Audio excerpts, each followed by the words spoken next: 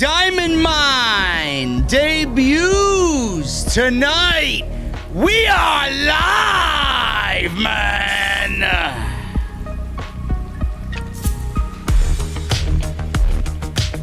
Roderick Strong is back, and I love it. I love it. It's perfect. We're going to talk about the debut of Diamond Mine at the end of the Kushida Kyle O'Reilly main event match, which, by the way, was not a dream match. By attacking Kushida, targeting the Cruiserweight Championship. What is next for Adam Cole, baby? I have a gut feeling that it's not going to end well for the longest reigning NXT champion of all time. And is NXT trying to develop sympathy for Johnny Gargano? Will we see the return of Johnny Wrestling?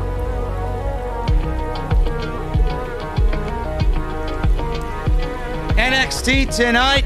This is your post-show, ladies and gentlemen. Grab your cold beverages. It's gonna be a good one, man. This is your NXT post-show right here on Off the Screen.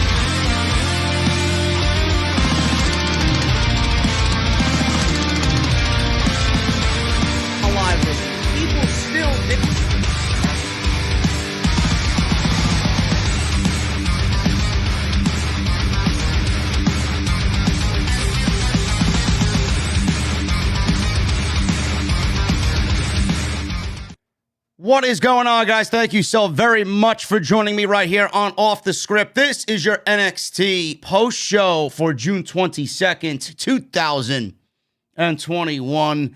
I am your host, JD from New York. A little bit under the weather this evening. It's not what you think it is. It's just probably a little stomach thing carrying over from dinner, but we're going to get through this tonight. I enjoyed NXT tonight for the most part, man. And I don't know if you guys feel that NXT is, I would say, brisk walking around the corner. I know NXT has been compared to AEW on Wednesday night, and they had to go up against AEW Dynamite. And nobody was really paying attention to NXT, and rightfully so. But I don't know if you guys feel it, but I feel NXT is trending in the right direction. I feel like creative is not totally where it needs to be. Not like NXT of old. But I feel like that they're heading in the right direction. They're doing things logically. They're taking time with certain feuds. Adding Samoa Joe back to the mix has obviously helped things become a little bit more intriguing. We don't know where his stance is going to be. Is it going to be completely with William Regal? Is it going to be more so rogue? Is he going to go into business for himself? We don't know anything when it comes to what Samoa Joe is going to do.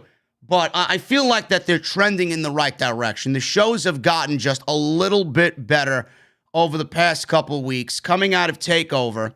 And I feel like that they're doing their own thing on Tuesday night. And I like it. I like the vibe. I like the environment on Tuesday night. And this helps, man. And this is exactly what I have preached for the duration. I said this since the very beginning, man. Right when the Wednesday night quote-unquote wars stopped. This is what happens when you don't have to go up against and desperately try to counter everything that AEW does. You can be on your own night, and you can do your own thing, and you're not making haphazard decisions. You're not making fucking foolish decisions just because AEW is doing something. You got to turn around and make some fucking bumbleheaded, stupid fucking move just to compete with them. I like it. I like them doing their own thing. Tonight, there's three things that stuck out to me tonight. Number one, Carmelo Hayes. I enjoyed what he did when he was in the ring with Kushida. I enjoyed what he did with Kushida, but let's be real, folks. Kushida is no Adam Cole, okay? Adam Cole's a bigger name. In my eyes, Adam Cole's a better professional wrestler. That's just me. You guys might think otherwise.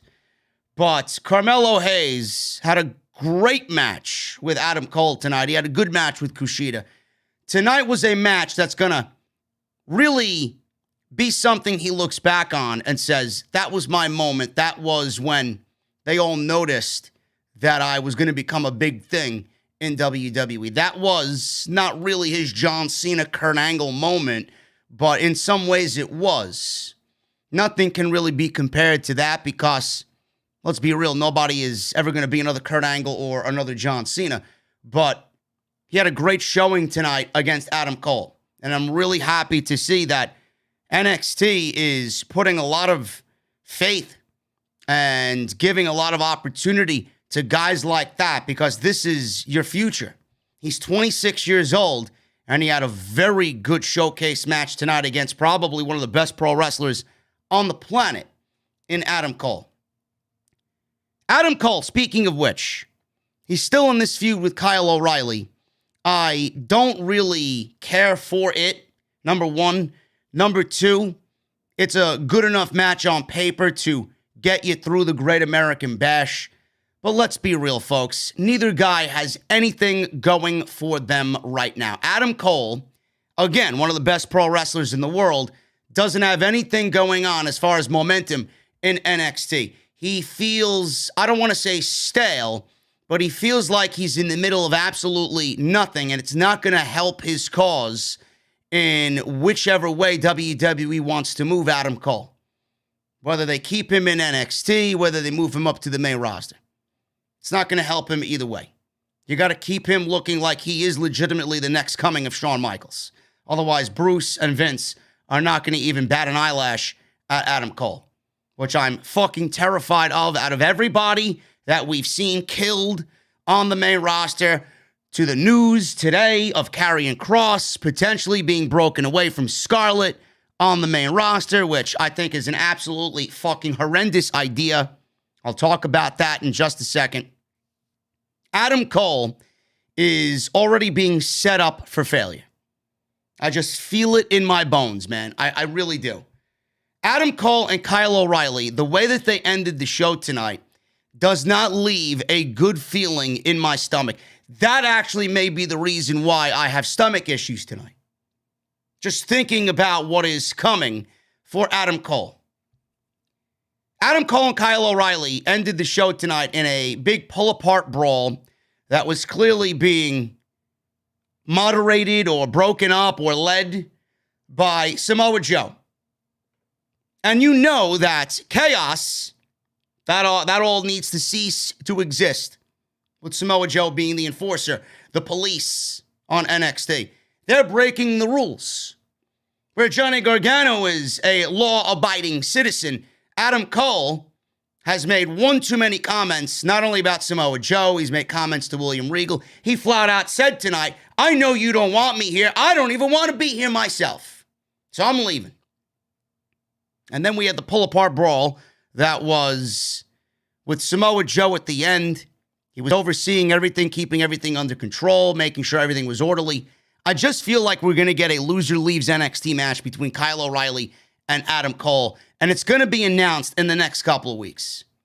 And that is what I'm absolutely terrified of, because we all know that Adam Cole more than likely is set to get demoted to the main roster if that is the case.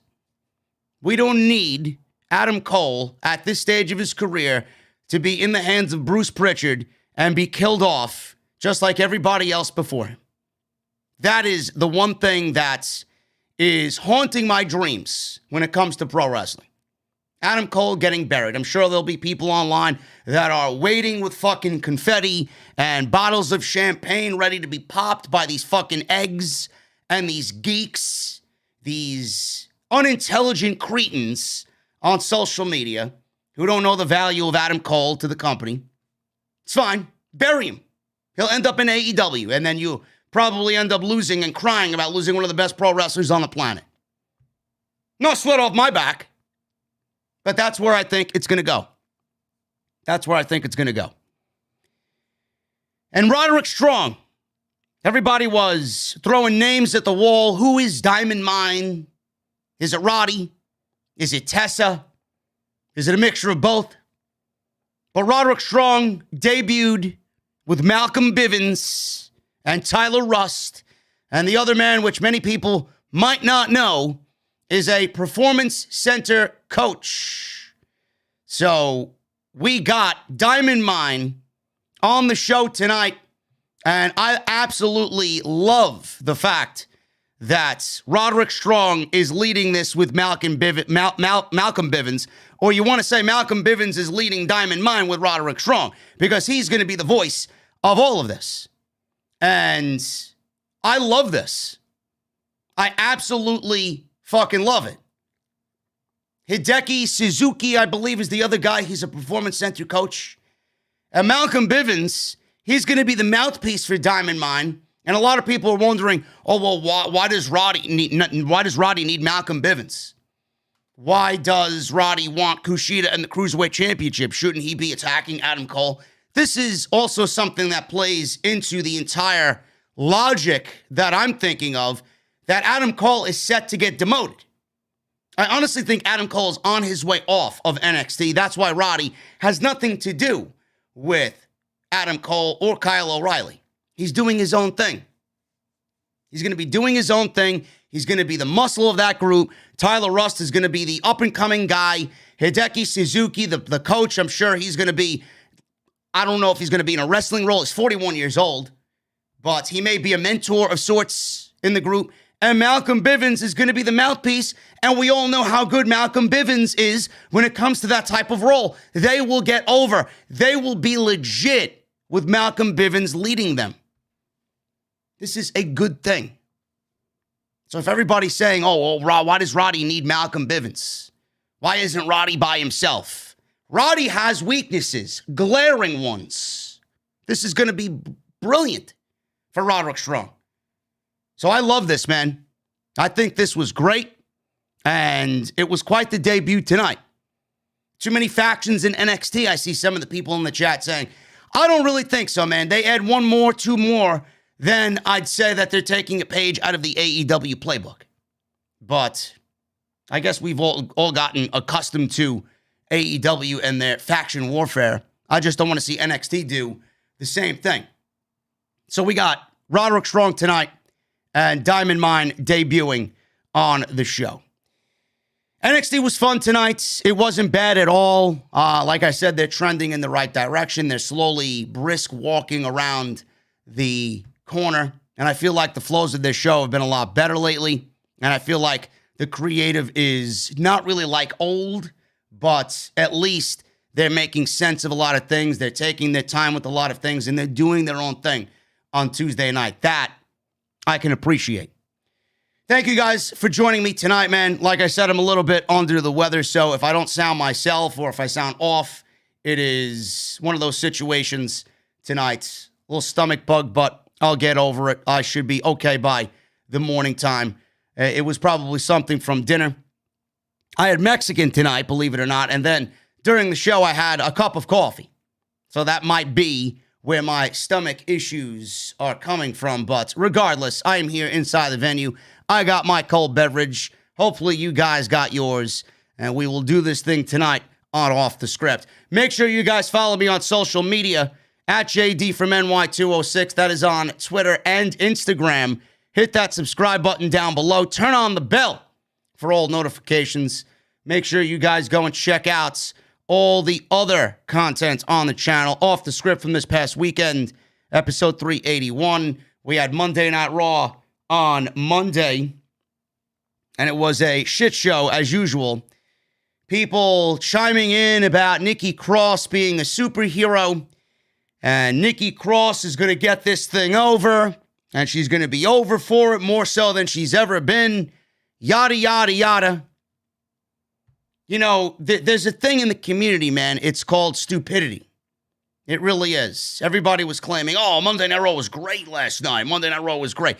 Exactly what do you got to base Monday Night Raw off of in the last, 10 years? Seriously. WWE's produced some of the worst Raw shows of all time in this year alone.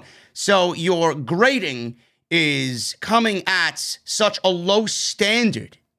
And then the other thing that I love is, she's getting TV time, but that doesn't necessarily mean that it's good TV. You're just sitting there accepting mediocrity. I don't accept mediocrity, man. If I did, I wouldn't be here. So that's that. If you guys want my breakdown of Monday Night Raw and everything that seemed to be very Nickelodeon-esque, make sure you guys go and check that out from last night. Number one in the community, as always, Last Night Live. Monday Night Raw on the live stream last night on the channel. Go and check that out. Make sure you guys also go and check out the Hell in a Cell, not predictions, the post-show. The post-show was live on Sunday. Make sure you guys go and check that out as well. We had a great time talking about Hell in a Cell on Sunday night. Another useless pay-per-view, but I did my best to break everything down. All that stuff is live on the channel homepage. Like I said, go and check it out. Patreon.com is a great way to support the show. Patreon.com/JDfromNY206. We got the dugout mugs. We got the t-shirts, the Are We Live t-shirts. Go and check that out if you guys want to support. If you guys want your t-shirts regularly, Bonfire is the place. Bonfire is the exclusive home of Off the Script. That is bonfire.com. Hit that thumbs up, guys. We're looking at 300 likes right now. Let's try for, I say, 600 tonight live on the live stream for the NXT post show. Hit that thumbs up. If you enjoyed Roderick Strong debuting with Diamond Mine tonight, hit that thumbs up and sound off in the live stream chat. Thank you guys very much. And today's show is sponsored by Dr. Squatch. DrSquatch.com. Use code SCRIPTS at checkout to save a whopping 20% off. I want to start with this story, man. There's going to be an extra on it tomorrow or sometime this week as well, because I got a couple of extras lined up for you guys during the week, because tomorrow we got nothing, Thursday we got nothing, and I want to make sure you guys got content before we get into Friday, which is going to be a sole SmackDown show, and then AEW is going to be on Saturday. I'm hoping Jesse joins me on Saturday at the normal time, 8 o'clock to 10 o'clock, and then we'll do the live stream after the show is over. That's the Kenny Omega and Jungle Boy World Championship match. There's a story going around, and I don't want to put too much into it because we don't really know what's going on with either one of them.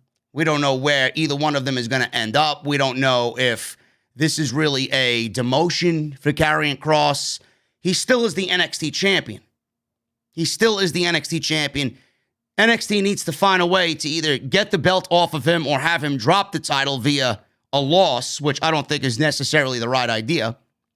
But WWE, they put Karrion Kross on main event against Shelton Benjamin.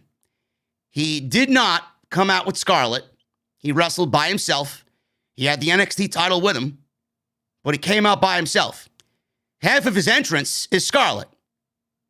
She does the whole thing before he walks down the aisle. I'm already getting fucking bad vibes from this already. I just get bad vibes because WWE is taking Kross and putting him on main event, getting him ready for whatever the fuck comes next. And I don't like it one bit, man. WWE, and I know this for a fact. I don't know for a fact, but I know because it's WWE. And this is what they do. History is our guide. It's happened before. It's going to continue to happen no matter who is on NXT. They are already looking at changing little aspects of Karrion Kross. There is absolutely no need to change anything about Karrion Kross. There's no need to change who he comes out with. There's no need to change his theme music. There's no need to change how his entrance is done. There's no need to change his name and cut Karrion off of his name and just name him Kross. None of this needs to be a thing. Yet I read this report and it got me fucking red in the face, steam coming out of the ears, fuming. Because I expect WWE to do the right thing. I expect to take the talent, or them to take the talent on the show and use it to its fullest potential. This is not using Kross to its, or his fullest potential, using the character to its fullest potential. It's not. Now, again, I don't want to be jumping the gun on something that didn't happen, but this is Bruce. This is Vince. They got their reasons. This is not the only one that they've changed, calling up somebody from NXT. The Benjamin match is expected to air on Main Event, but as reported by Dave Meltzer and the Wrestling Observer, Scarlett was not at ringside with Karrion Kross during this match with Shelton Benjamin. Instead, WWE is reportedly talking about bringing Scarlett to the next SmackDown tapings and have her do her own tryout match.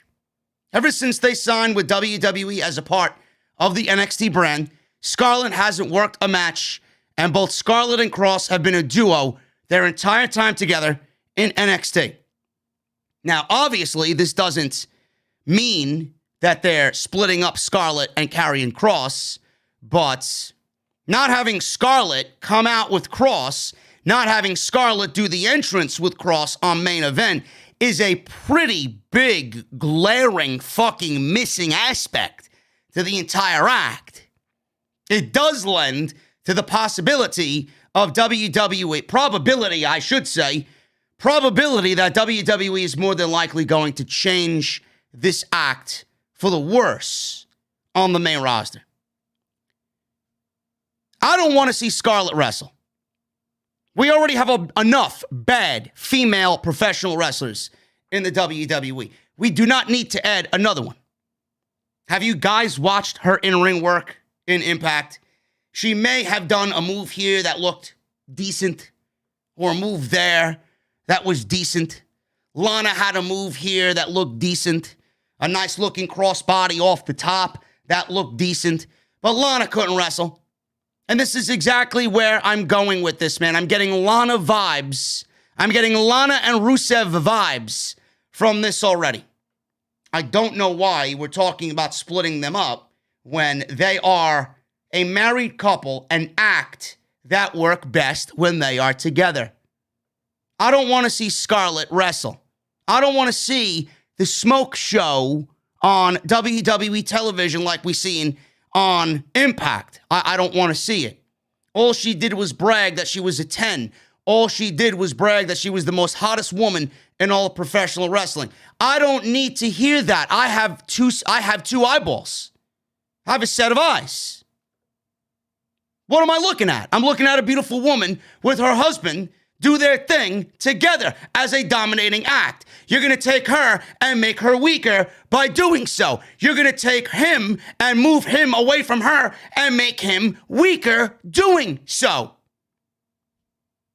It doesn't make sense. If I see Karrion Kross show up on the main roster in the draft, and he's not drafted with Scarlett, and we see him doing that entrance without the smoke and the lights and all this shit, and he walks down the fucking ramp with nothing to the theme music, I'm going to be fucking pissed. I'm going to be pissed. And at that point, which we all know it already, at that point, I'm putting the fucking flag in the goddamn ground, and I'm proclaiming to the world that somebody in WWE is intentionally, internally trying to sabotage this fucking company. Why does NXT exist if you're going to take and immediately change everything that Triple H is doing? Is Triple H's work not good enough for you? Somebody seems to hate Triple H and everything he's doing in NXT for the simple fact that it may be better than what's going on the main roster. Triple H is giving you characters and telling you, here, I've done most of the work. All you gotta do is write good stories and put them on fucking TV. But that can't even be done because these people are fucking dumb.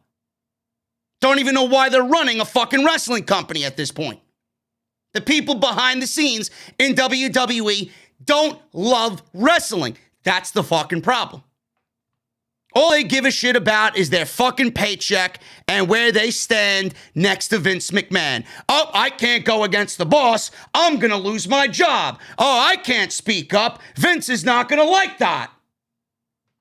Meanwhile, we got somebody as dominating as Kross and Scarlett and an act that looks fucking goddamn great on television, and you're going to immediately ruin it on day one. Now, again, I don't want to sit here and tell you that this is going to happen, that this report is legit. For all we know, they may end up staying together. But this is WWE we're talking about. Do they ever do anything right? Do they deserve your trust? Why would you ever give them the benefit of the doubt after what we've been given this year? Why would you change that? Can you imagine? Jesse was telling me this today, and it really got me even more angry because it's almost as if they're internally trying to sabotage, like I said, their own fucking company. He mentioned to me, you know why they're going to just disassemble the entire Karrion Kross act and the entrance and the whole shtick? It's because when that entrance is seen on the main roster, it's going to immediately overtake all their bigger stars. The WWE main roster guys that Vince has created for Raw and SmackDown. Can you imagine if Kross has a better entrance than Roman Reigns? Can you imagine that? Can you imagine Kross coming out on night one and immediately overshadowing Roman Reigns? Kross can't come out with that entrance on the main roster, especially if he's on the same brand as Roman, which I don't know where he's going. I don't. He may end up better on SmackDown. We all know what happens when they go to Raw. Can you imagine Kross? Just think. Imagine Kross on SmackDown and that entrance happening on the same show on the same night that includes Roman Reigns. What are you going to remember? Are you going to remember Roman Reigns and his 8-minute fucking entrance where he's walking down the ramp to the ring, rather, with the 8K camera, making him look all lifelike, holding up the Universal Championship with Paul Heyman there? Is that what you're going to remember? Or are you going to remember the gorgeous blonde who's singing her husband to the ring and smoke and fire and illuminating lights all over the place happens in the ring and you see him fucking just coming up from the mist while she's there looking all devilish? Is that what you're going to remember? Or are you going to remember Roman Reigns? This is why they do it. And he's right. This is why they do it. And that's a terrible way to book your talent. If that is what you're gauging on all these NXT talents, if that's what you're gauging them on, that is an awful, awful, awful way. That is such a hurtful way to book your talent. You should be booking talent to be on par with Roman Reigns. You should be booking talent to stand face to face with Roman Reigns. You should be booking talent to be the next Roman Reigns. But here we are. How could we ever get them to be Roman Reigns if all you want to do is make one guy stand above the rest and nobody ever has an opportunity to get to that point where Roman Reigns is right now? You can't base characters on that fucking curve, you're never going to get anywhere. And that's why they do it. That's why they do it. And it sucks. It really does suck. If I see Karrion Kross and everything that he has made for himself here in NXT, if that is disassembled on the main roster, I am fucking finished with NXT. I'm done. Because why does it exist? Why does it even exist? Why is it here? If all you do is take and then kill. Because Vince McMahon is already fucking dancing around NXT as we speak. Kross is not the only one. Bronson Reed is on these main event shows as well. He's getting tryout matches as well. Why? Why? He's just finally getting his feet wet on NXT. And you want to pull him and put him on the fucking main roster to do what? Feud with The Miz? Feud with The Miz. Or feud with Elias. Yes, I'm sure that's so much better than what Triple H has him doing in NXT as the North American champion. Let's throw him in a fucking feud with Jackson fucking Riker. This shit is gonna fucking bomb. Bomb! I don't want to see anything happen to these talents. Otherwise, I am done. I'm done with NXT. Adam Cole. He started the show off tonight. Always good to see Adam Cole, baby, on our TV screens. And he is in the ring. And he warned Samoa Joe that he is the new king of NXT. He was always the king of NXT. I don't know why he says he's the new king of NXT, but whatever. He's the king of NXT. When he defeats O'Reilly at the Great American Bash, Cole says he will be called the greatest ever in NXT. I think you could already call Adam Cole the greatest ever in NXT. Nobody can change his mind. Cole was then interrupted by Carmelo Hayes. And Hayes has a microphone. Hayes says that Cole might not know who he is, but Hayes certainly knows who Adam Cole is in NXT. Hayes says he could change Cole's mind. Cole said how. Hayes then pretty much spoofed the John Cena debut where he famously yelled ruthless aggression in Kurt Angle's face. Not really the same thing, but I guess I got to give him a B for effort on the throwback to John Cena and the ruthless aggression.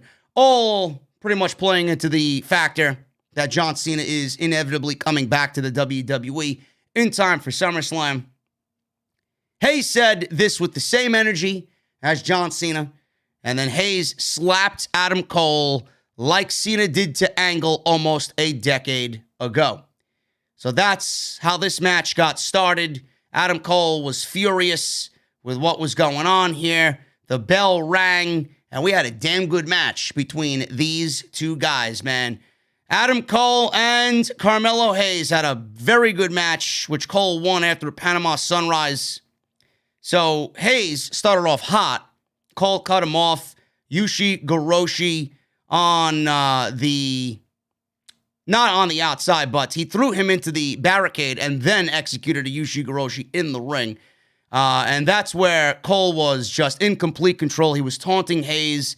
Hayes got fired up. He made a babyface comeback here. They traded strikes before Hayes dropped Cole with a stiff kick. Adam Cole answered back with some kicks of his own, and Hayes was pretty much on rubber legs at that point. Somehow Hayes countered Cole and delivered a cutter. I don't remember what he countered, but he countered into a cutter. Small package next from Mr. Carmelo Hayes, or Cole rather. That's a 2 count. Hayes in return gets a near fall after a code breaker. They kept trading near falls. Cole then with a lung blower to Carmelo. Hayes super kicked Cole when Cole went for Panama Sunrise. Hayes springboarded off the middle rope. He ate a midair super kick from Adam Cole. After the super kick, it was pretty much finished after that. Panama Sunrise, which looked fucking devastating, man. Carmelo Hayes might have oversold it, but he sold the shit out of that Panama Sunrise. I didn't think Adam Cole was going to get the revolution on the Panama Sunrise enough to kind of roll through with it, but he did. Landed picture perfect right on top of his head. Carmelo Hayes bounced up. He stayed up in the air on his head. Cole pushed him down, made the cover. 1, 2, 3. And Adam Cole pins Carmelo Hayes in a nice showcase match for the youngster. He's only 26 years old. I had to look up how old he was because I know there's a lot of buzz around him right now on the NXT brand. I wanted to see how old he really was. He's only 26 years old. And man, oh man, if he is this good already, and he's already being talked about like he is now, I could absolutely see him being a major player in WWE. Now, I say this, but we all know who runs the fucking company. We all know who is standing there next to Vince McMahon running these main roster shows. So I say it with excitement, but then that excitement quickly goes away because we know what happens when all of them eventually make the jump to become a superstar. They fail. But he's got it. He's got a great look. He's very good in the ring. He definitely has a nice promo as well for the little that I've heard of him. And working Adam Cole and having a great match like he did tonight with Adam Cole is only going to help his cause. So good on Adam Cole for putting him over. And I thought this was a very nice choice of opponent for Adam Cole, who had the opportunity to pick his own opponent. And Carmelo Hayes made an opportunity for himself. Frankie Monet, which I am not excited about at all. Frankie Monet was hanging out backstage with Aaliyah and Jessie Kamea.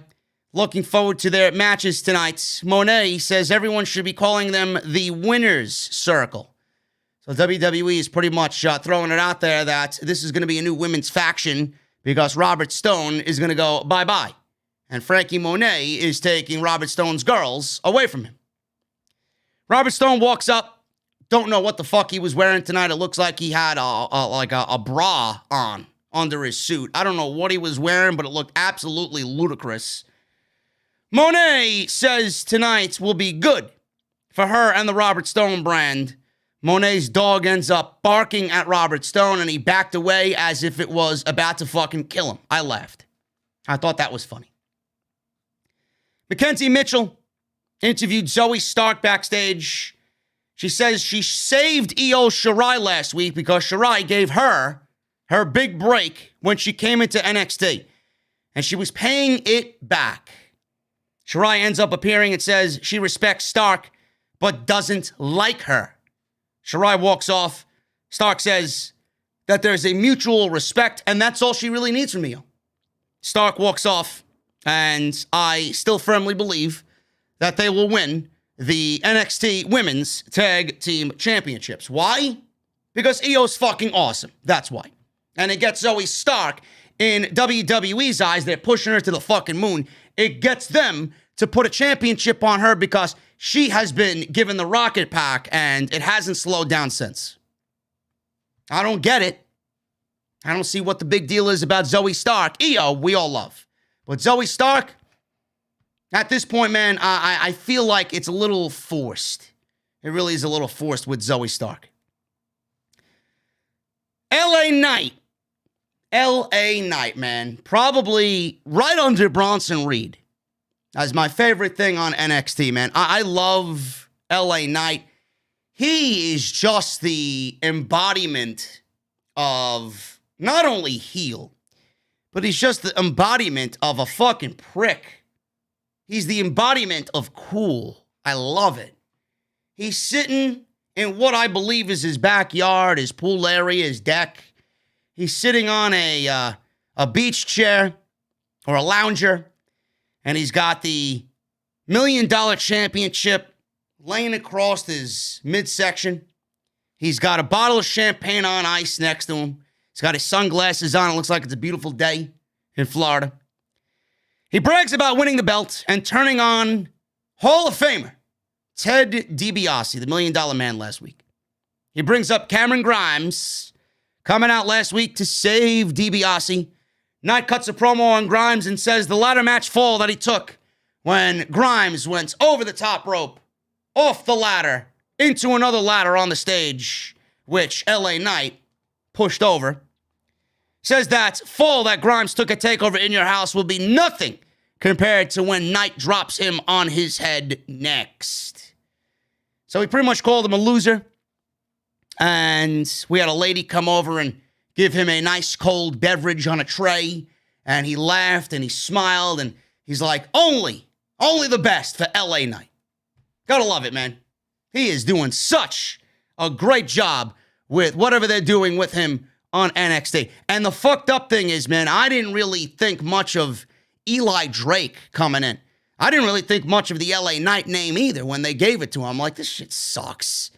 Yeah, you're really just trying too hard, man. It's like, I just felt it deviating away from what NXT really is. But LA Knight, man, the name, with seeing what he's done, it's working. The name sounds fucking better now than it did then. And he's coming off like a megastar. If there's anybody else besides Kross that's ready for the main roster, man, it's LA Knight. I love it. He's doing some great work. Easily my second favorite thing, right under Colossal Bronson Reed and whatever he's doing with the North American title. Johnny Gargano. Love me some Johnny Gargano, man. Johnny Wrestling. Gargano takes the microphone and he says, these are exciting times in NXT. Not really, but it's not bad. It's not like it was 3-4 years ago, but it's not bad. We have new management, which means we need a new NXT champion and a new face of the brand. We don't need the mean, leather-wearing guy, meaning Karrion Kross. We need Gargano. Gargano says NXT thrived and was at its best during his 57-day reign as NXT champion. Now, you might laugh at 57 days as NXT champion, but there is absolutely no way anybody could really disagree with Johnny Gargano. When he was chasing the NXT title and he won the NXT championship, NXT was at the top of its game. And he's right about that. So that pretty much, in my eyes, when he said that, was factual information. It was a shoot. Gargano says he proved that TakeOver that Kross is not on his level. Gargano says he outclassed. Kross was outclassed. He outclassed Kross every time they were in the ring together. And everybody knows he can out-wrestle Kross on his worst day. He pretty much could. But does that make it a believable match? No. Pete Dunne and Oni Lorcan come out. They entered the ring. And the way is standing in the ring. They're not looking for trouble, though. Dunne asked Gargano if he was mad, meaning, is he crazy? He must be mad if he thinks he is the number one contender over Pete Dunne. Theory goes to speak, but Dunne tells him to shut up, which I laughed. He just looked over at Austin Theory and said, shut up. He didn't have a microphone. He was mouthing off at Pete Dunne, and Pete Dunne just looked over at him, told him to shut up, shut your mouth. Theory is upset, but Gargano says, Dunne and Lorcan are just trying to provoke chaos. It's a new day here in NXT. Gargano says there's a new way of doing things here, and they won't partake in shenanigans any longer because they are law-abiding citizens. Now, I don't know what that meant, but I think after everything that happened in that tag team match, looking back at what he said here, it was pretty much foreshadowing that he wants to be good. He wants to do good. Are they turning the way into baby faces? Are they turning Johnny Gargano into a baby face once again? It's pretty interesting. Gargano says that they are good people. And if Dunne wants a fight, he won't get it from he and Austin Theory. Gargano said he's putting the mic down gently. He walked out of the ring. No shenanigans were had. And he walks away. Theory, on the other hand, he started mouthing off at Pete Dunne again on the apron. And Dunne grabbed his fingers and did his broken finger shtick on Austin Theory. Gargano was consoling him, and Theory was selling the hand as if Pete Dunne broke his fingers, and Dunne and Lorcan looked on. It looked like only Lorcan wanted to laugh at what was going on between Austin Theory and Pete Dunne.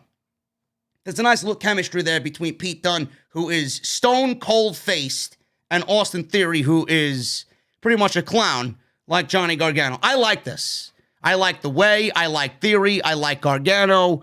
And it's very interesting that they don't want to partake in any shenanigans anymore, and they want to be good. And they want to be good. We've seen a Bentley, a white Bentley, pull up to the Capitol Wrestling Center. Cameron Grimes hops out, and he tipped a couple of guys in the parking lot after they asked how Ted DiBiase was doing. And we see somebody, he had colorful hair. I don't know his name. They didn't really give him one. There wasn't anything that popped up on the screen. This guy with the colorful hair stops him and jokes about Grimes visiting DiBiase in the nursing home. So Grimes knocked this poor guy out, and then he dropped him a $100 bill for his troubles. There you go. Laughs, and he enters the Capitol Wrestling Center. Mackenzie Mitchell, she caught up with Adam Cole Baby in the back, asking about Kyle O'Reilly and their match at the Great American Bash. He doesn't want to talk about Kyle or Kushida because what he did to Carmelo Hayes is nothing to what he will do to Kyle O'Reilly at the Great American Bash. William Regal walks in and wants to make sure that there is no issues between Cole and Samoa Joe after last week. Regal suggests that Cole don't provoke Samoa Joe. Cole isn't happy with how Regal hasn't reprimanded Joe yet because Cole thinks that he is an official now, and you, with Samoa Joe making him an official, the official put his hands on an active performer. So Adam Cole has a problem with this. Cole says he's going to do Regal and everyone a favor by getting out of here. And then he mouths off, I don't even want to be here anyway. He grabs his bags, and he leaves his locker room. Now, where doesn't he want to be? He doesn't want to be in the locker room, or he doesn't want to be in NXT. Mr. Cole, baby, listen, bro. Choose your words carefully, okay? You may be looking back at this particular segment, wishing you were once back here again. Because if you utter those words, then the demigods of WWE are going to look down upon you and grab you by your throat and place you in front of Bruce Pritchard and his court of clowns, and you'll be begging to be right back in this situation with Regal, with Mackenzie, with this microphone in your hand, and you may be recounting how you should have answered this question a lot differently. Please, choose your words wisely. I'm already getting cold sweats at the thought of you being called up and being placed on Monday Night Raw. We do not need you on the same brand where Kofi Kingston is throwing fucking toast. We don't need you on the same brand where Matt Riddle is coming out to wrestle and the sidebar of stats says Matt Riddle rides a scooter around the ring. We don't need you on the same brand as superhero Batgirl Nikki Cross, who's fighting crime apparently on episode 2 of Monday Night Bore against fucking Scarecrow. Apparently Scarecrow is scheming to take over Gotham Police Station. Find out how Nikki Cross handles Scarecrow next. We don't need you on a brand that is one big circus. Please.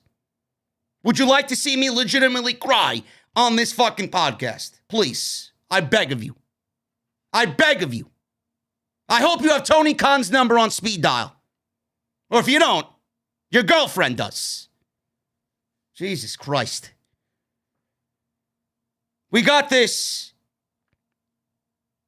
I guess this promo, this vignette, where we see the battery charger teaser from last week. It's now going up from whatever it was last week. Now we're at 31%. 31% we're at. Who is this? Is this the rebirth of Charlotte Flair? Who is it?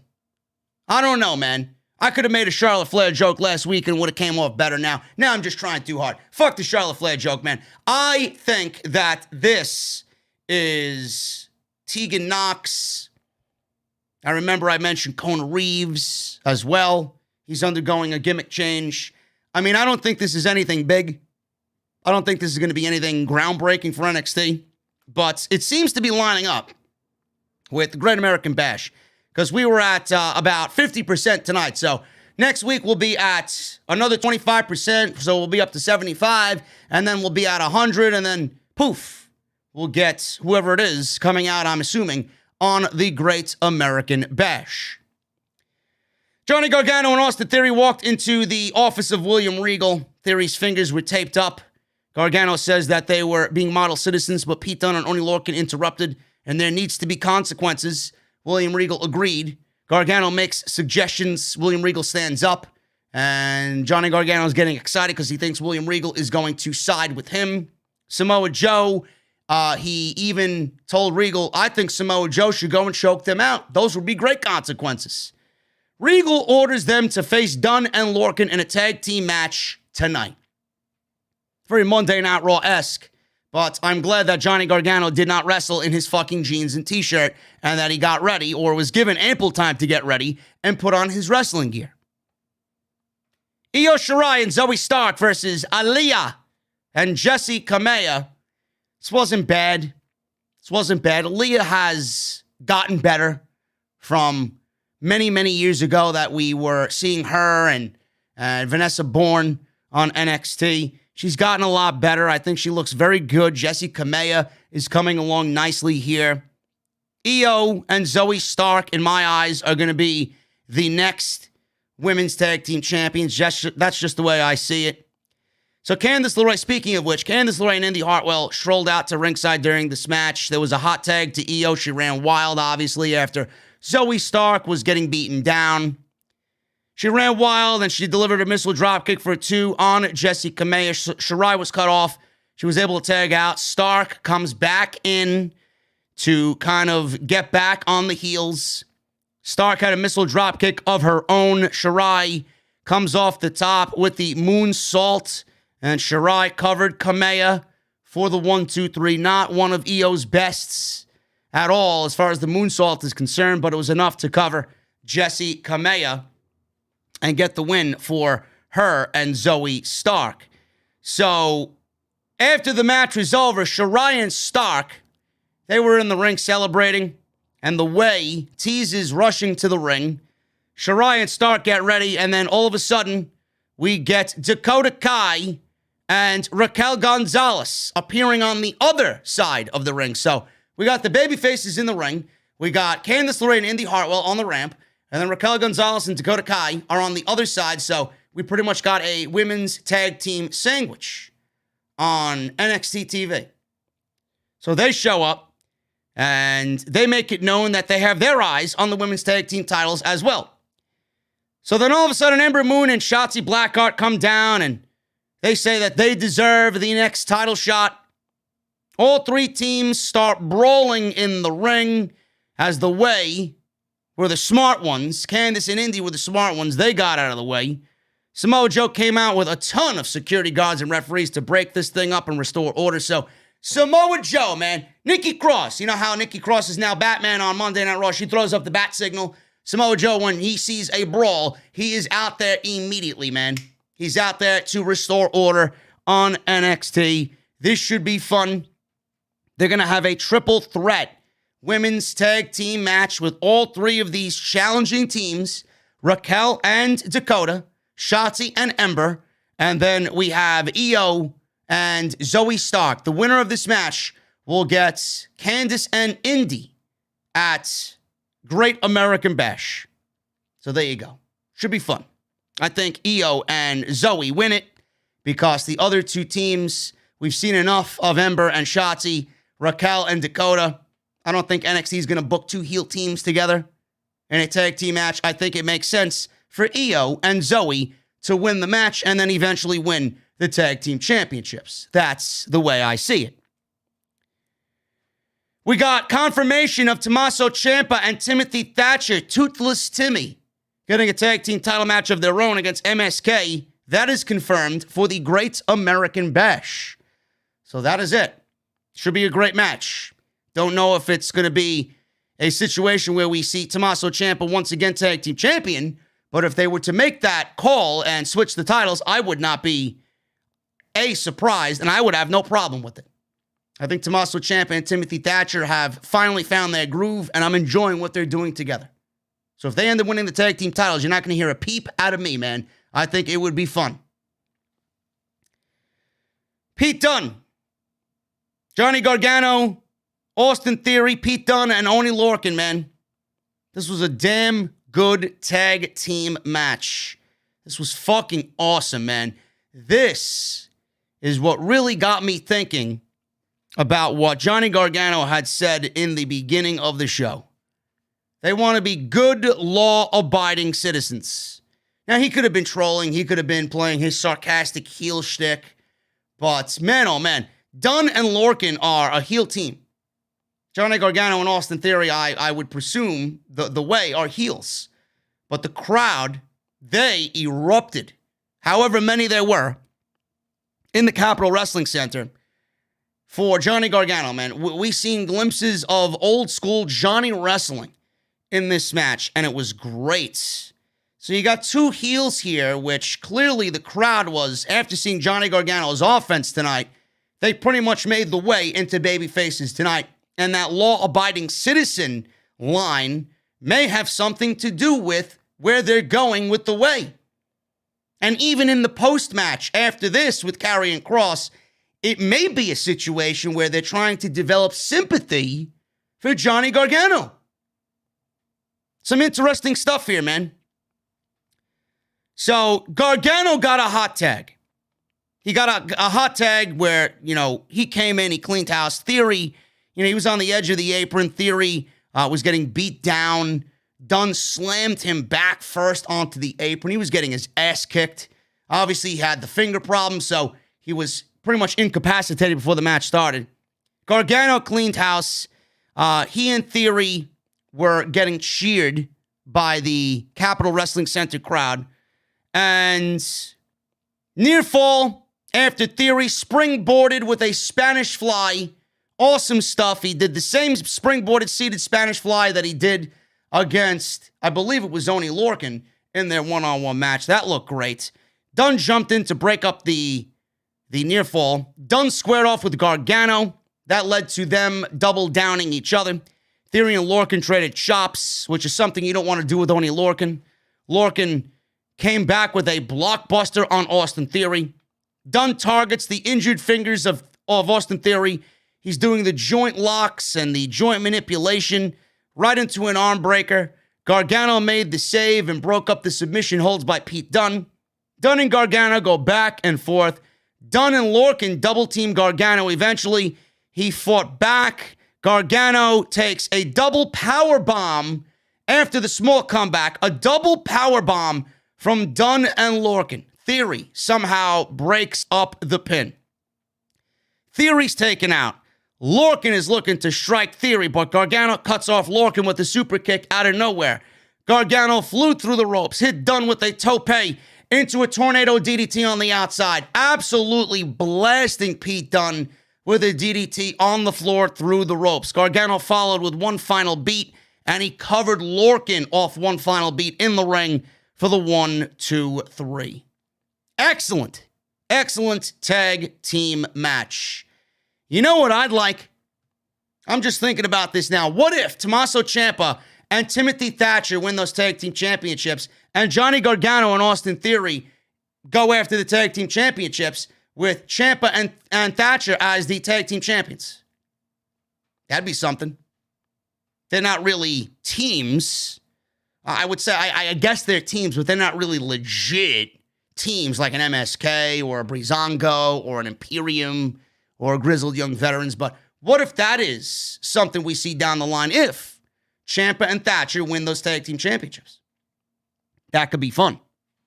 I'm not saying that's going to happen because what they actually did do here is after the match, the way is celebrating. Gargano is backing up on the ramp. His arms are in the air. Karrion Kross comes out from behind and drops him with a massive forearm strike to the back. He's knocked out. Fans are chanting, "You suck" at Kross. They're booing him. Theory checks on Gargano. Kross is smiling with Scarlett standing at the top of the stage. And that is pretty much it. So it looks like we may be looking at a Johnny Gargano and Karrion Kross title match at Great American Bash for the NXT title. And after tonight, it looks like Johnny Gargano will be the babyface going into that potential match. Not really confirmed yet, but it's seeds planted for what is next for Karrion Kross. Does Kross drop the title to Gargano? Does he get called up? I don't know. I really don't know. So we'll see what happens there, but it looks like Johnny Gargano is going to be next in line for the NXT Championship one-on-one. I didn't like it then. I don't like it now because I don't think Johnny Gargano is going to bring a believable style against Karrion Kross or someone like Kross. But, we've seen Tyler Bate do it against Walter, right? How great was that fucking match? How great was that match? Probably one of the best matches that WWE's ever produced. Walter versus Tyler Bate for the NXT UK Championship. If that can be done, so can Gargano and Kross, but not at that level. Nothing's going to be that good. But if somebody can be that good, and if somebody can do it against somebody the size of Kross, it's Gargano. So we'll see what happens, man. I don't want to give them an automatic thumbs down or a seal of disapproval yet, but this is how the majority of people think, seeing how Kross has been booked. If Bate could do it, I'm sure Gargano can bring a good match out of Karrion Kross as well. So we go to a commercial break, and right after the commercial break, we see the battery charging vignette again. So now it's at 41%. Again, I don't know who it is. My money is on Tegan Nox. I think Tegan Nox is ready to come back once again to NXT. Samoa Joe's backstage with Karrion Kross and Scarlett. Kross says that, so these are the new rules I see. He's not pleased with the new rules. He reminds Joe he can't do anything unless provoked. Joe steps aside, says, "You know what, Kross? You're right. Go ahead. Go ahead. Go about your day, bro." So Kross walks by. He's standing there, Joe against the wall. Scarlett walks by him, turns back and looks at him. Gives him this nasty look. I don't know what we're doing here, but it certainly has some intriguing aspects with what Samoa Joe has got going on. Kross, Scarlett, Gargano. There's a lot of things moving around Samoa Joe right now, man. Very interesting stuff. I'm very intrigued. Elektra Lopez versus Frankie Monet. Now, Elektra Lopez, never seen her before at all. And if you think Carmen Electra from Baywatch and Jennifer Lopez, and you put both of them into a blender, you would get Elektra Lopez, which I'm assuming is how they came about naming her, which is not all that creative, but this is WWE, so I'm not surprised. But if you really examine her and look at her facially, she does look like Jennifer Lopez. She does. I don't know. Maybe I'm just going blind, man. Maybe I don't know anything. I don't know where she came from. I don't know who she is. She may be one of the PC recruits this month. I don't know, but they obviously sent her out there to get squashed by Frankie Monet. So she did get some offense against Frankie Monet, which I'm not surprised by. Frankie Monet getting a rocket pack to her. I'm not liking it. I don't really dig the gimmick at all. I think it's kind of cringe, if you ask me, but we'll see. It's only 2 matches in. Maybe it gets better. So Monet was on defense for a little bit. Monet then fights back from the apron. Lopez is in the ring. Monet's on the apron. She unloads with strikes. Lopez does. They run down the ropes, and Monet goes to work on Lopez's arm, delivers a knee, and then a takedown. She mounts Lopez, ground and pound with strikes, smiling. Monet's in control, starts taunting Lopez. Lopez tries to fight up from the mat, but Monet stops her momentum And Monet drops Lopez in the opposite corner, charges but misses. She hits the turnbuckles. So Elektra Lopez got some offense here on Monet. It wasn't a star-studded performance, a star-studded encore for Miss Frankie Monet. Lopez tries to mount some offense. She hits a jumping back elbow. Lopez is in control. She scoops Monet, but Monet slides out. Big forearm by Frankie to stun Lopez, and then she delivers her Road to Valhalla finishing move for the 1-2-3. Beth Phoenix is pleased. And that's it. Frankie Monet, her encore, gets a solid thumbs in the middle. I'm not thoroughly impressed with Frankie Monet, but more of the dog, please. Presley. More Presley on my TV screen and less Frankie Monet. Mackenzie Mitchell is backstage with NXT North American Champion Bronson Reed, asking about last week's warning from Santos Escobar. Reed brings up how he's recently dominated Escobar and wonders what more he needs to do to Santos Escobar. What does Escobar want? What do you want? So Hit Row interrupts. Isaiah Swerve Scott is there. Top Dollar, Ashante Adonis, and B-Fab. They're all there. And Adonis is looking into the camera as we got AJ Francis and Bronson Reed talking shit in the background. Adonis is looking into the camera and he gives a warning to never rise. Listen, bro. Listen, if you got that problem, man, if you got that never rise problem, all I got to do is get you some Blue Chew. BlueChew.com, code JD at checkout. You won't have that never rise problem ever again. Simple. Problem solved. So they're talking about Everrise and giving them a warning. Hit Row walks off. Top Dollar looks at Reed, and he looks at him in disgust. He says, "You're not even American, homie. You don't even live in North America. You're not even from North America." I don't know. I found this to be incredibly funny. Man. That Top Dollar looked at Bronson Reed and says, "You're not even from North America. The fuck you doing with the NXT North American Championship? You gotta love it."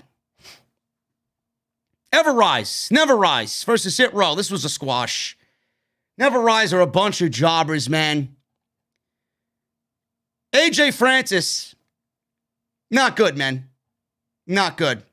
He needs to just be a big guy and continue his training in the shadows, man. He's not ring ready. He's got the size to be ring ready. I can see why he's in the ring because he's a big dude. But he's not ring ready, man. Adonis, on the other hand, is ring ready. So you're already operating with this team at 50%. They're not at 100%, nowhere near 100%. Top Dollar needs to get those skills up in ring. Hit Row wins here. And Dollar comes back from being overpowered 2-on-1 by Never Rise, which that didn't last at all. So he comes back, overpowers Martel, sending him into the corner for a big splash. Adonis tag back in and levels Martel with a right hand. Dollar tags back in, assisted powerbomb into an inverted neck breaker with Adonis. Top Dollar covers for the 1-2-3, and that is pretty much it. Hit Row wins a squash over Never Rise. BlueChew.com, code JD. Mackenzie Mitchell's backstage with Mercedes Martinez, informing her that she will face Boa and Xia Li in a mixed tag team match next week. Mercedes looks surprised. She said, "Well, I don't make friends quite easily around here," but she's ready to go. She then was attacked by Xia Li from behind. Jake Atlas makes the save and takes out Boa with some kicks. Jake Atlas threw his name into the hat immediately. He says, "I guess I'll be your partner next week, and I look forward to the tag team match next week." "I just joined the fight," says Jake Atlas. "I'd rather you didn't." I think Mercedes Martinez can do a lot better than fucking teaming with Jake Atlas on NXT next week against Xia Li and Boa. We got a open challenge. I do not think This was for the Cruiserweight Championship. It says in my notes here, I don't know why I put Cruiserweight Championship, but I believe this was a non-title match. A non-title match. This was fun. This wasn't bad. Kyle O'Reilly wanted this match coming out of last week's show. He challenged Kushida because William Regal said Kyle O'Reilly and Adam Cole can choose their own opponents for this week. Adam Cole didn't choose anybody. He was challenged by Carmelo Hayes in the beginning of the show. And Kyle O'Reilly, he went up and challenged Kushida. Now, this was fun. This was a very good match between these two. Nothing that is going to blow your socks off. Nothing that's going to be on your end of the year match of the year list or anything like that. But WWE, they usually get fed these bullshit fucking agenda lines via headset. And all they did all night was push this match as being an NXT dream match. I don't know who told them to say that 6 or 7 fucking times tonight. But I'm here to let you guys know that whatever they did on the indies, or whatever they did somewhere else away from WWE, I'm sure in your eyes, looking back at that, it was a dream match. Comparing what they did all those years ago to what they're doing now in NXT and labeling this a dream match, not so much, folks. Not so much. When I look at dream matches in NXT, I do not look at Kushida and Kyle O'Reilly. That's just the way it is. I don't know if there are any dream matches in WWE remaining besides Roman Reigns and The Rock. There's no dream matches left. Maybe Adam Cole and AJ Styles, Adam Cole and Daniel Bryan, matches like that. Adam Cole and Cesaro. That could be another one given the proper build, But Adam Cole, Kevin Owens. I wouldn't necessarily call those dream matches, but those are on my list of things that I'd love to see. I'm talking about dream matches, once-in-a-lifetime matches. There's none of them left on WWE. They ran through pretty much everything they got because they usually like to blow their load early. That's what they do. But this was in no way, shape, or form a dream match. Kyle O'Reilly isn't even a guy that's been built up on NXT to even be given the title of someone to be in a dream match. He's a jobber. He hasn't looked good at all. Well, maybe jobber is a little harsh, but he's not a main event guy. He's nowhere near being a main event guy, especially with that fucking theme music. And what is with Adam Cole's theme music? Have you heard his fucking theme music? That shit is horrendous. I would pay money myself out of pocket to give Adam Cole his fucking Undisputed Era theme music back. That shit fit him like a goddamn glove. Whatever they're doing with these theme musics for Adam Cole and Kyle O'Reilly, my God, man, you could not create anything more generic. I guess theme music to these guys doesn't matter. Now, theme music doesn't make a superstar at all, right? Awful theme music. Kyle O'Reilly is one of the worst theme musics in all of WWE. This was a fine match for what it was, man. A fine match for what it was. There was a lot of submissions.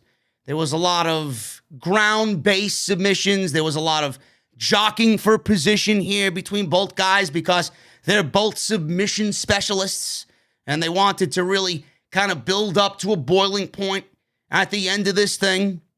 So they had a nice pace to it, some nice chain wrestling, some nice grappling. O'Reilly and Kushida were going back and forth, and we got some cool counters, some grappling back and forth. This was getting really good. The intensity picked up eventually. We got a really hard-hitting match towards the end. They traded strikes and kicks and holds and knees. Brainbuster by O'Reilly. He got a near fall off the brainbuster. Then there was a double down. Kushida went to smash O'Reilly's arm onto the ring post on the outside. Kushida targeted the arm even further. They fought on the ring apron. O'Reilly was superplexed on the apron by Kushida. So they're back in the ring. They're countering each other again, back and forth. They lead to another double down. Kushida's going for the hoverboard lock. O'Reilly fought to block it, and he tried to roll through it. O'Reilly grabbed a hold of his own trunks to block the submission hold, which looked great. I really like that because it just showed you how smart of a pro wrestler he is and how well he knows Kushida. So he grabbed a hold of his own trunks to block the hoverboard lock. O'Reilly then caught Kushida in a cradle for the 1, 2, 3, literally out of nowhere. He surprised Kushida.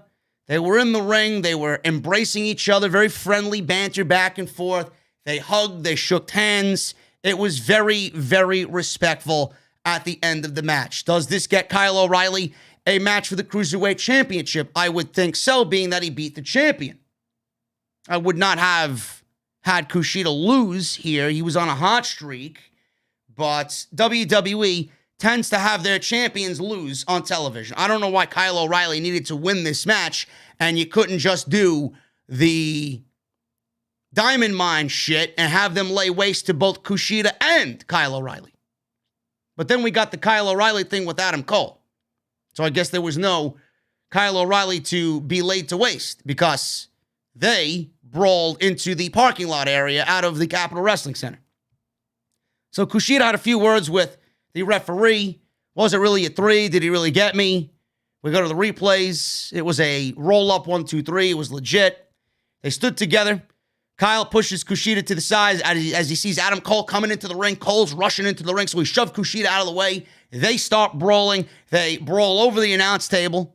So all the announcers got out of the way. They're beating each other up over the announce table. Security runs down to break it up. Samoa Joe runs out there.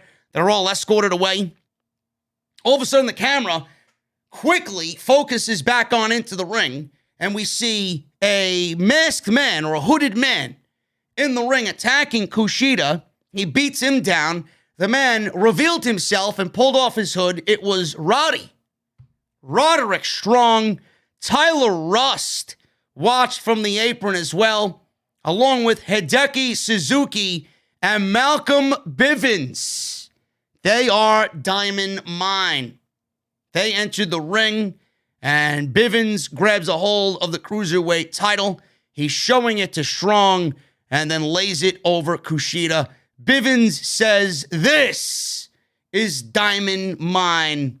And they stand together over Kushida as NXT goes off the air. I like it, man. The name, I wasn't too big on the name. We all thought that this was going to be Tessa Blanchard, right? Everybody's like, oh, it's Tessa Blanchard coming. There's diamonds in her logo. Could this be the introduction for Tessa? No.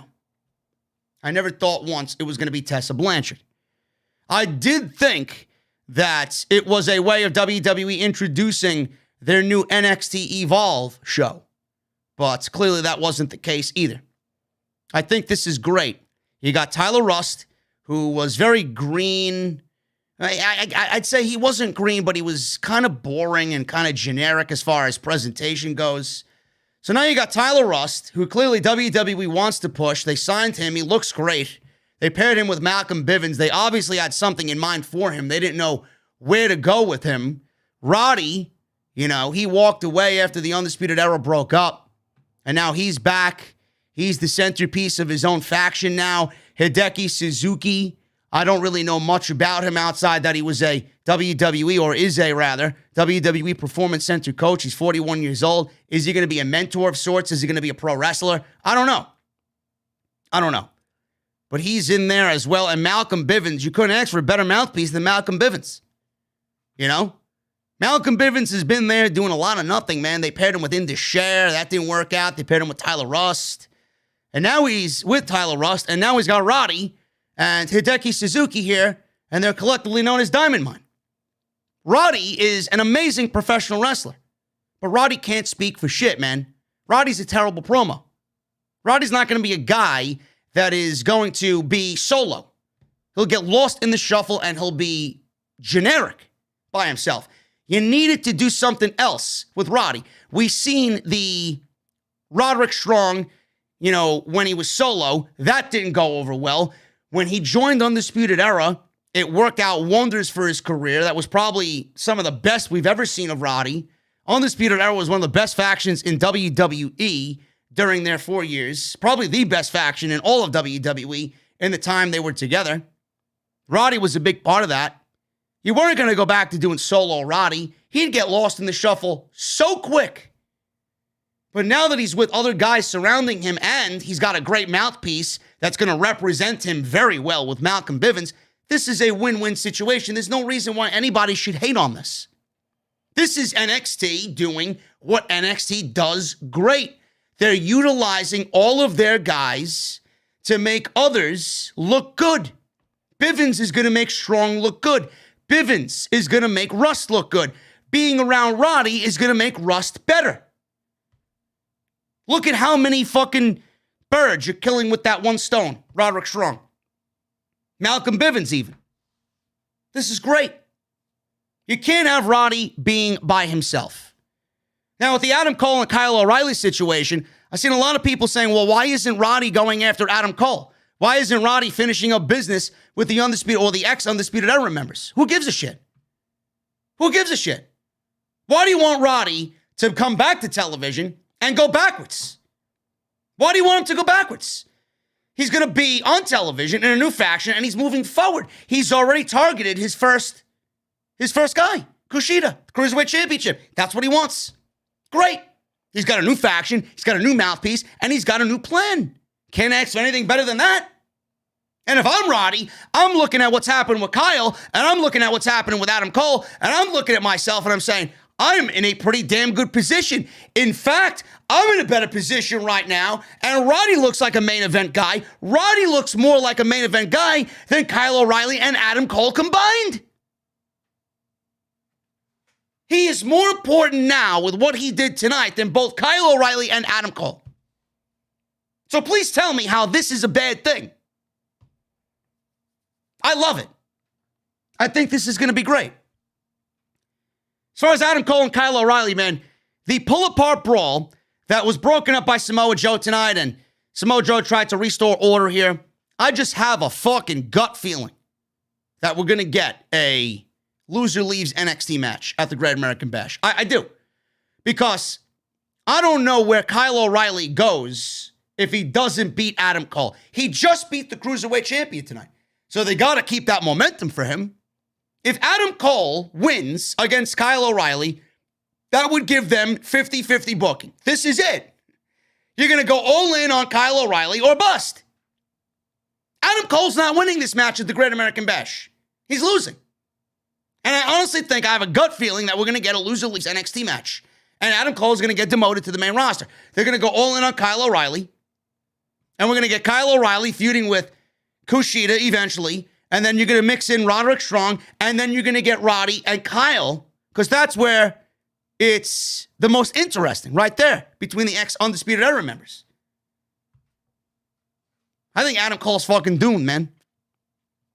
I think Adam Cole is doomed.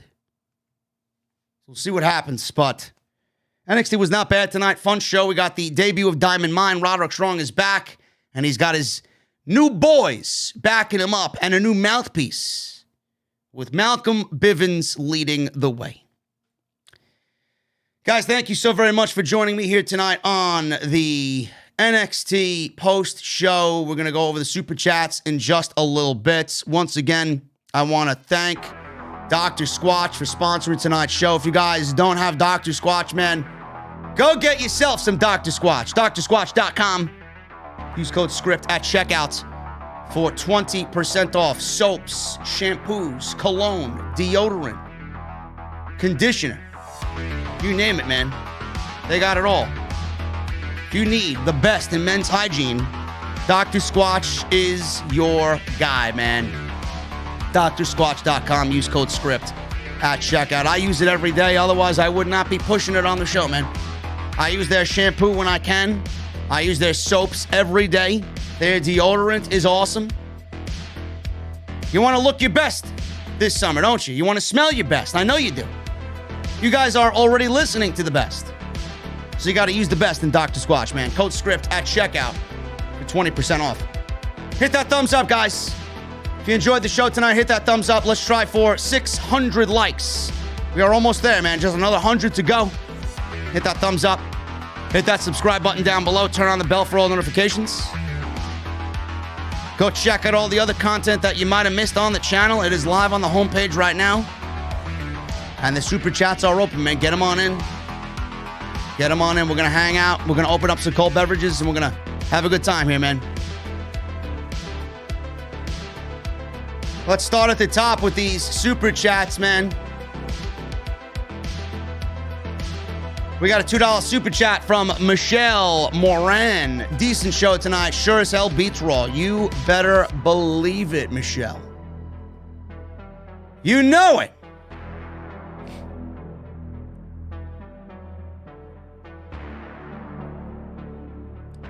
Red Pie with a $2 super chat. Karrion Kross set to be on WWE main event this week. Yes, I am very well aware. Reese with a $14.99 super chat. Mr. No Days Off. Thank you, Reese. I appreciate you, bro. Always coming in big with the super chats is Reese.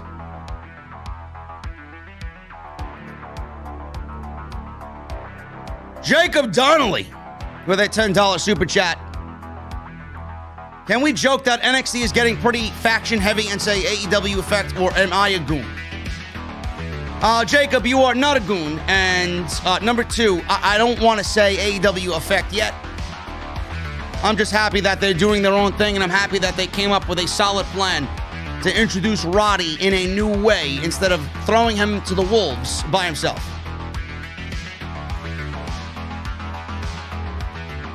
John R. with a $5 super chat. What is up with House of Glory?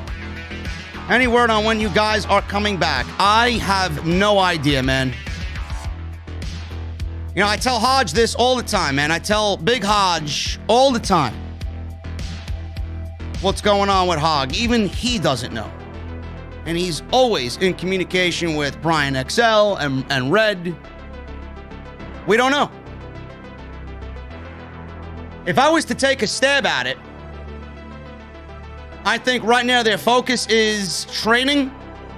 And later this year, when all this, you know, getting back on the road and all these independent promotions getting their shit in, kind of gets boring. If I know Brian in the 3 years that I work with him, if I know anything about Brian, he's waiting for the moment to where Hog can make the most impact. Because believe me, man, I miss it. I miss being there. I miss the energy. I miss hanging around in the locker room. I miss just being a part of everybody's journey, lending a helping hand, lending my brand of excitement to tell their stories. I miss calling matches, man. I miss that energy. It's just, it's a void that's been gone for a long time, man, due to the pandemic. So hopefully we can get back to it, man. Nobody did a live show on the indies like Hog, man. It was awesome. It was awesome. As soon as I find out, you guys will know. Nate with a $1.99 super chat. JD, you had Humberto Catering tonight. Yeah, yes, Nate, I did. Humberto Catering might have gotten me ill. I might have to report him to the food and beverage police. Ali with a $4.99 super chat. Hey, JD, how are you doing, my friend? I'm doing good, bro. Thank you for asking.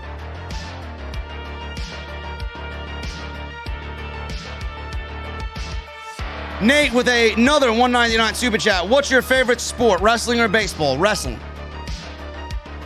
Did the Braves win tonight? Because I know they were playing the Mets. Let me see. Now in their bullpen, they probably lost. Oh, they beat the Mets 3-0. Look at that. They too hit the Mets tonight. Oh, my goodness. Reese with a $9.99 super chat. Adam Cole, baby, to AEW, please, or this company better go all out, but hard to trust. Adam Cole would be awesome in AEW, man.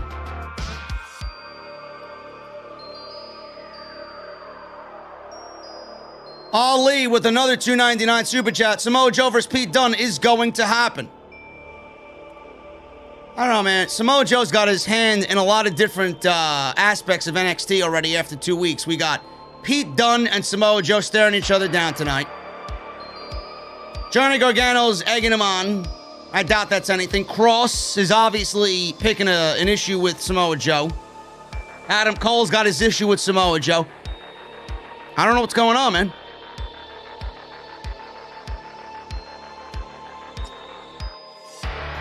We got Seth Messersmith becoming a new member, bro. He became a VIP in the venue. Thank you, Seth. I appreciate you, brother. Mr. Cake with a $2 super chat. Hideki Suzuki is Toothless Timmy's boy. He looks it. I'm not surprised by that. Captain Solo with a $2 super chat. Adam Cole will die 1,000 deaths in Vince's hands. You better believe it, Solo. You better believe it, man. Sixers 205 with a $4.99 super chat. He says, the NL East is trash from a Phillies fan. It is trash. The Braves are trash. The East is trash. Baseball pretty much this year has been trash. And William Robertson with a $4.99 super chat. Dream match, Kross versus Roman Reigns. Your thoughts? Thanks for another great review. Feel better soon, man. That is not a dream match, in my honest opinion, William. Kross versus Roman Reigns is not a dream match. It may be to you, but it's not to me. It's not to me. Issa just got here in the chat. Issa, what's up? We're about to get the hell out of here, Issa. I'm not feeling too well tonight. I had Humberto catering on Tuesday. He might have slipped something into my fucking fajita earlier. The only dream match in WWE for me right now is Roman versus Dwayne. That's it. But guys, I am about to get out of here, man. We had a fun time. You know, it's NXT. There's not much going on. We talked about Kross and Scarlett, them being on the main roster, Vince potentially breaking them up already. Why I think it's a terrible, terrible, terrible idea. Adam Cole, Kyle O'Reilly, I feel is going to be a loser leaves NXT match just based on what we've seen tonight. And Roderick Strong being a part of Diamond Mine with Malcom Bivens as his mouthpiece, I think is a fantastic idea. Very much looking forward to what they do, man. And hearing from them maybe next week. So we'll see what happens. But I appreciate you guys so much for joining me tonight, man. Go and check out all the other content on the channel. It's on the homepage. We got Monday Night Raw from last night, which was probably one of the best Monday Night Raw reviews of the year. I was on fire, man. Go check that out. Hell in a Cell from Sunday. The live stream is up there as well. Off the Script on Saturday, episode 381. That is there. Go check that out. Hit that thumbs up, man. Let's try for 600 likes before we get out of this live stream chat right now. Hit that subscribe button down below and turn on the bell for all notifications. And if you guys want to support today's sponsor, man, drsquatch.com, use code SCRIPT at checkout to save 20% off legitimately every purchase you make on Dr. Squatch. Guys, it rained today in NYC, but not tomorrow, so the windows are going to be down. I'm getting in the Mustang. I got my cold beverage. I'm about to hit the highway. I need two things from you guys right now. Number one, give me those guitar emojis in the chat. And number two, that music you're listening to, the sweet sounds of Pilot. I want that music on max. I'll see you guys back here tomorrow with some extra. And I'll see you back here live on YouTube for SmackDown on Friday night. I'll see you guys later.